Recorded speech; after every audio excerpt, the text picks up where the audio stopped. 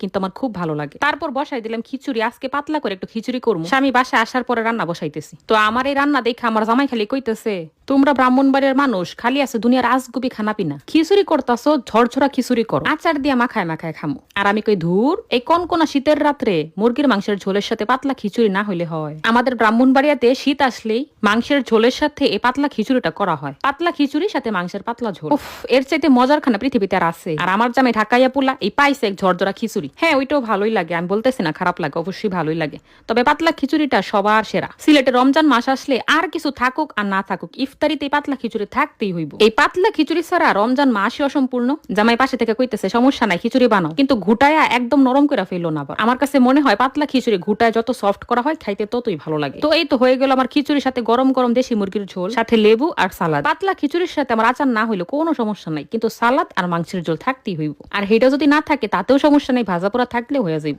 তো এই খিচুড়িটা আমি রান্না করছিলাম জাপানি স্টিকি রাইস দিয়া। স্টিকি রাইস তো একদম বাংলাদেশের বিন্নি চালের মতো প্রচন্ড আঠালো, তাই খিচুড়ি করলে সত্যি খেতে খুবই ভালো লাগে। আমার কাছে তো ভালো লাগে, কার কেমন লাগে জানি না। জাপানে আতপ চাল কিংবা সিদ্ধ চাল আপনি কই পাবেন? ওই ঘুরে ফিরে স্টিকি রাইস আর বাসমতি। দেশি মুরগির ঝোলের সাথে লেবু আর সালাদ দিয়ে খিচুড়িটা মাখায় খাইতে সেই লাগতেছিল, সত্যি বলতে মনে হইতেছিল কত যুগ পর খাইতেছি। তো এদিকে আমার বাচ্চা কান্নাকাটি শুরু করে দিয়েছে। তো যাই হোক, ভালো থাকবেন সবাই, দেখা হবে অন্য কোনো পর্বে। ভিডিওটি ভালো লাগলে লাইক কমেন্ট করে দিবেন। ধন্যবাদ।